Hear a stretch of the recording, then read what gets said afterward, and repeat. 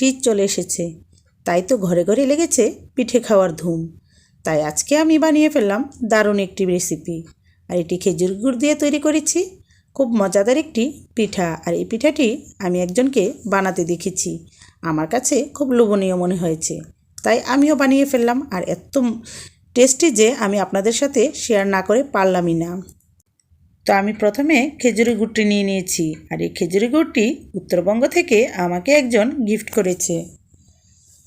আর এটা হলো অরিজিনাল খেজুরির গুড়। তো খেজুরি গুড়টিকে আমি এভাবে টুকরো করে পানি দিয়ে চুলায় বসিয়ে দিয়েছি। আর আরেকটি চুলাতে আমি এখানে প্রায় 1.5 লিটার দুধ দিয়ে দিয়েছি। দুধটাকে আমি ঘন করে জাল করে নিব। আর খেজুরির গুড়টিতে আমি দিয়ে দিয়েছি দারচিনি, এলাচ এবং তেজপাতা।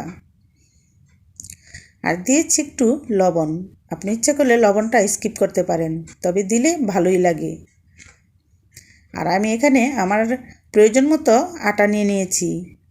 আপনি ইচ্ছা করলে ময়দাও নিয়ে নিতে পারেন। আর দিয়েছি পরিমাণ মতো লবণ, দিয়ে ভালো করে মাখিয়ে নিচ্ছি। তারপর আমি অল্প পানি দিয়ে একটি সুন্দর ডো তৈরি করে নিচ্ছি।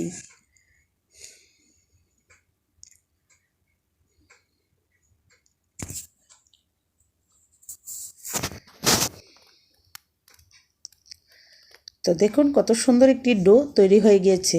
এটা দিয়ে আমি অন্তত 4 থেকে 5টা রুটি তৈরি করতে পারবো।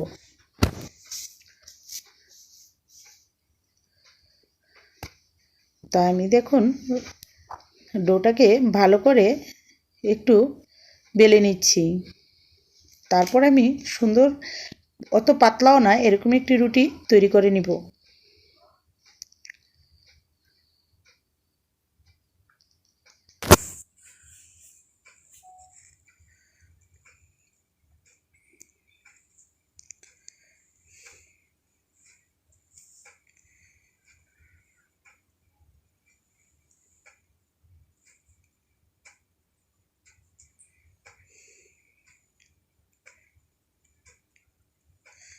তো আমি কিন্তু রুটিটিকে পাতলা করে বেলে নিয়েছি। তো এখন আমি রুটিটি একটি চাকুর সাহায্যে কেটে নিচ্ছি। নিমকির মতো করে কেটে নিচ্ছি। আপনার ইচ্ছা মতো আপনি কেটে নেবেন। চিকনও করতে পারেন, একটু মোটাও করতে পারেন।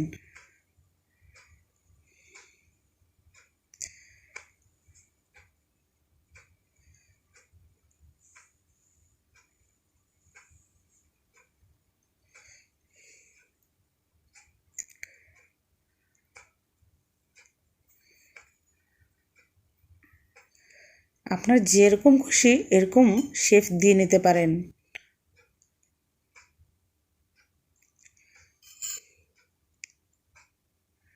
তো এরকম আমি আরেকটি রুটি তৈরি করে নিয়েছি।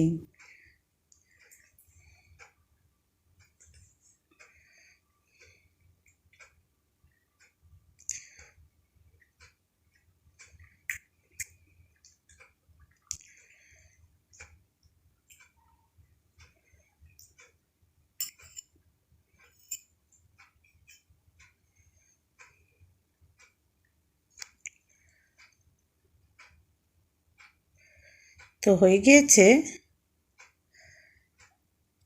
আমার পিঠাগুলো হয়ে গিয়েছে। তো এখানে আমি টোটাল 4টি রুটির পিঠা তৈরি করেছি। তো এখন পিঠাগুলো অল্প অল্প করে আমি কিন্তু গুড়ের পানিতে ছেড়ে দিয়েছি। ছেড়ে নেড়ে চেড়ে প্রত্যেকটা পিঠাকে আলাদা করে নিচ্ছি।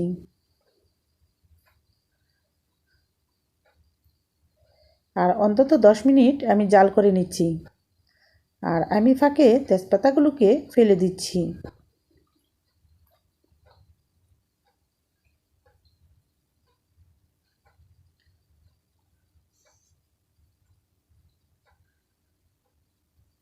আর এদিকে দুধটা কিন্তু ঘন হয়ে গিয়েছে।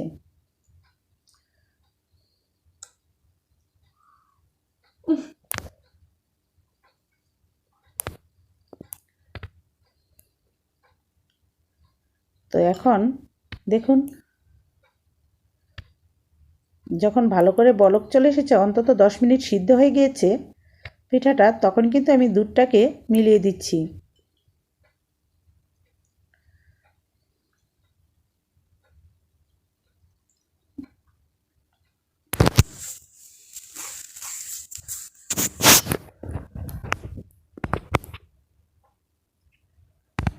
দুধটাকে মিলিয়ে নেড়ে চেড়ে ভালো করে মিলিয়ে নিচ্ছি।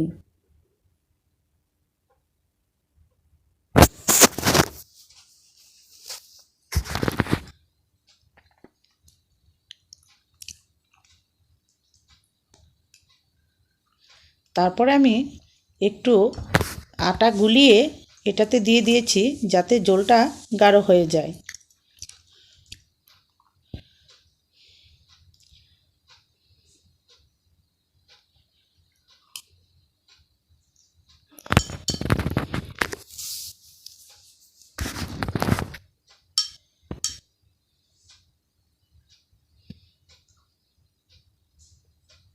আর আমি এতে অল্প নারকেল দিয়েছি, আপনি ইচ্ছে করলে নারকেল স্কিপ করতে পারেন।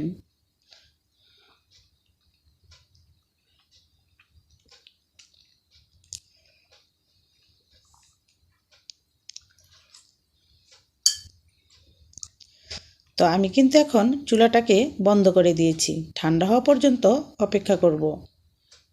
তো ঠান্ডা হওয়ার পরে দেখুন কতটা সুন্দর কালার চলে এসেছে এবং অনেকটাই কিন্তু গাঢ় জলে পরিণত হয়েছে। তো ভিউয়ার্স, এটা কিন্তু খেতে খুবই সুস্বাদু। আর ভিউয়ার্স, যদি আমার ভিডিওটি ভালো লাগে তাহলে লাইক কমেন্ট শেয়ার করবেন আর সাবস্ক্রাইব করে পাশে থাকবেন। তো ভিডিওটি দেখার জন্য অসংখ্য ধন্যবাদ। ভালো থাকবেন। আল্লাহ হাফেজ। আসসালামু আলাইকুম।